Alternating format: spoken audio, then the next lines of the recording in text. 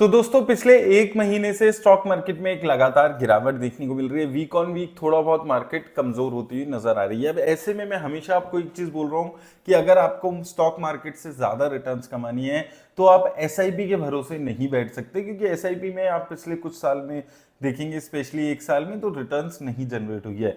Extra returns आप तभी generate कर पाएंगे जब मार्केट में कुछ गिरावट आए और आप कुछ एक्स्ट्रा पैसे उस टाइम पे इन्वेस्ट करें। नहीं तो होगा क्या, आपका पैसा 26,000 पे भी उतनी पैसे लग रहे होंगे जो मार्केट निफ्टी जब 24,000 आएगी उस पर भी उतने पैसे लग रहे होंगे। लेकिन अगर 24,000 पे आप ज्यादा पैसा इन्वेस्ट करोगे तो जब मार्केट 26,000 जाएगी तो आपको एक एक्स्ट्रा रिटर्न्स जनरेट हो पाएंगी। तो और साथ में आपको ये भी समझना है कि मार्केट की जो कंडीशंस है वो बहुत ज्यादा पॉजिटिव नहीं है। तो ऐसे में इस वीडियो में मैं उन म्यूचुअल फंड्स पे बात करने वाला हूं जो कि थोड़ी सी स्टेबल रिटर्न्स आपको दे पाए, बहुत ज्यादा वॉलेटाइल ना रहे इस मार्केट कंडीशन में, और आप एक अच्छी यहाँ पर एक अपॉर्चुनिटी का फायदा उठा सकें। तो अगर आपके पास कुछ पैसा है जिसको आप लमसम में लगाने के बारे में सोच रहे थे तो एक 10% उसमें से पैसा लगाने का टाइम आ चुका है। देखिए, अगर आप बॉटम बनने का वेट करते रहेंगे, क्योंकि कमेंट सेक्शन में मेरे पास कई बार आता है, लोग बोलते हैं निफ्टी 21,000 जाने वाला है, 19,000 जाने वाला है, तो आप बॉटम के इंतजार में कभी पैसा इन्वेस्ट ही नहीं कर पाएंगे। इसलिए इंस्टॉलमेंट में पैसे को तोड़ के जब जब 1,000-1,500 पॉइंट्स की गिरावट आए निफ्टी में, आप ओवरऑल मार्केट में पैसा कुछ अपना इन्वेस्ट कर सकते हैं। तो चलिए क्विकली वीडियो उस पे चलते हैं, हम म्यूचुअल फंड्स पे चलते हैं। तो 5 म्यूचुअल फंड्स इस वीडियो में बताने वाला हूं। 2 लार्ज कैप है, फ्लेक्सी कैप है और स्मॉल कैप फंड्स भी है। एक थोड़ा सा ज्यादा रिस्क लेने वाला फंड भी कवर किया है उन इन्वेस्टर्स के लिए जो थोड़ा स्लाइट ज्यादा रिस्क ले सकते हैं।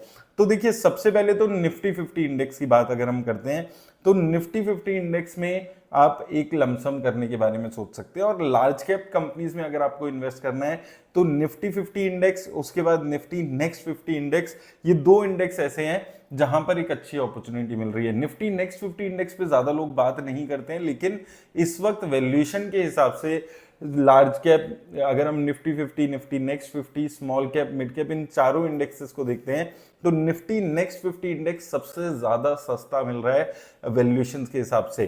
तो यहां पर आपको एक अच्छी अपॉर्चुनिटी मिल रही है। तो निफ्टी नेक्स्ट 50 इंडेक्स की अगर आप यहां पर बात करेंगे, आप देखेंगे 10% पूरे साल में ऑलरेडी गिरावट यहां पर आ चुकी है।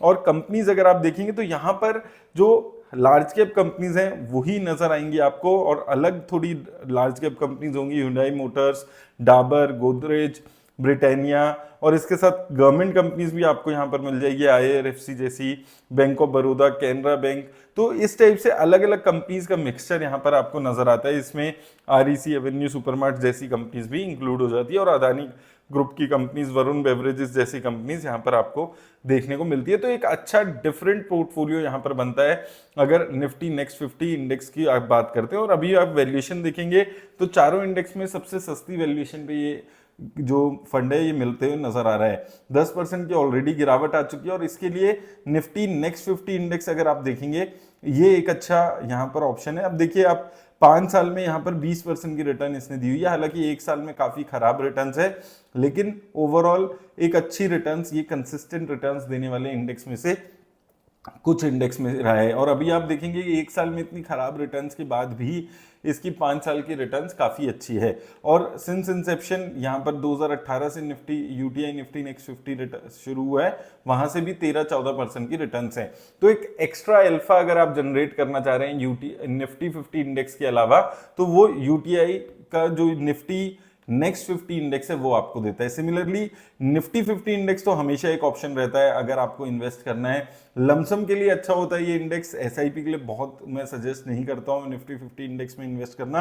लेकिन यहां पर भी आप देखेंगे तो 5 साल में 18% की रिटर्न्स और 10 साल में 12% की, और लॉन्ग एवरेज में अगर आप देखेंगे तो 10 साल में आप 10-12% की रिटर्न्स हिस्टोरिकली यहां पर एक्सपेक्ट करके चल सकते हैं। लेकिन एक साल में 0 रिटर्न्स अभी निफ्टी 50 इंडेक्स ने लिए। लेकिन उन इन्वेस्टर्स के लिए जिन्होंने शायद जब जब गिरावट आई है तब इन्वेस्ट नहीं किया है, तो जरूरी हो जाता है ऐसे मार्केट में आप लगातार इन्वेस्ट कर सकें।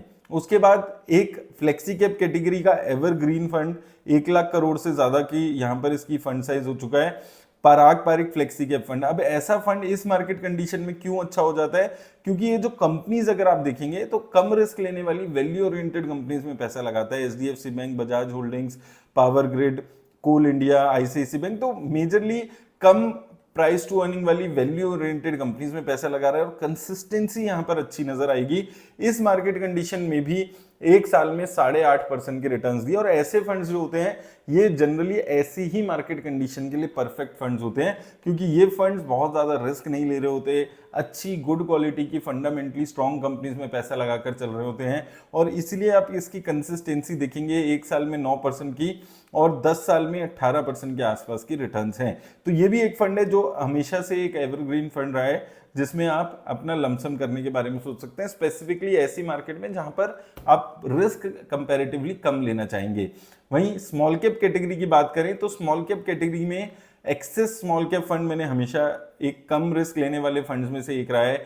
26,000 करोड़ की यहाँ पर फंड साइज है, एक्सपेंस रेशियो भी लिमिटेड है और एक साल की रिटर्न्स की बात करें तो लगभग 2-2.5% की एक साल में रिटर्न्स है। 10 साल में यहाँ पर भी आपको एक अच्छी रिटर्न्स देखने को मिल जाएगी 19% की, 5 साल में 30% की। अब अच्छी बात यहाँ पर ये है कि मार्केट कंडीशन के हिसाब से ये एक स्टेबल फंड यहाँ पर साबित होता है। और कम रिस्क लेना है, अगर आपको बहुत ज्यादा वॉलेटाइल स्मॉल कैप फंड में इन्वेस्ट नहीं करने के बारे में सोच रहे हैं तो ये एक परफेक्ट फंड आप लोगों के लिए बन जाता है। कंसिस्टेंसी भी यहाँ पर आपको एक अच्छी देखने को मिलती है। और आखिरी में अगर थोड़ा सा ज्यादा रिस्क लेने वाले इन्वेस्टर हैं तो Motilal Oswal small cap fund, ये याद रखिए ज्यादा रिस्क लेने वाले इन्वेस्टर्स के लिए ये फंड सुटेबल रहता है। एक साल में यहाँ पर 9% की रिटर्न है। तो देखिए यहाँ पर भी अभी तक एक साल में रिटर्न अच्छी रही है।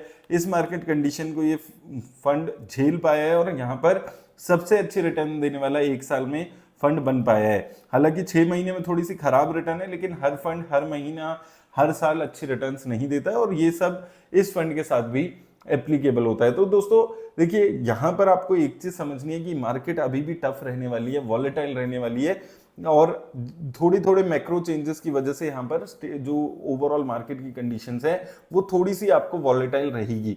स्टॉक मार्केट में या म्यूचुअल फंड्स में स्पेसिफिकली अगर आप इन्वेस्ट कर रहे हैं तो अपनी एक्सपेक्टेशन को थोड़ा सा आपको लो करना होगा।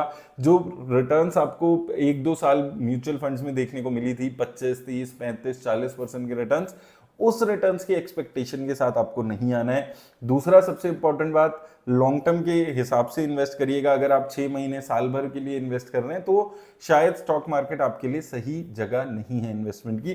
तो ये 2-3 चीजों को बिल्कुल ध्यान में रखिएगा अगर आप इन्वेस्ट कर रहे हैं। एटलीस्ट 5 से 6 साल का पीरियड देना जरूरी है अगर आप किसी भी म्यूचुअल फंड में, इक्विटी म्यूचुअल फंड में इन्वेस्ट कर रहे हैं। तो उम्मीद करता हूं आपको हेल्प मिलेगी इस वीडियो से। धन्यवाद।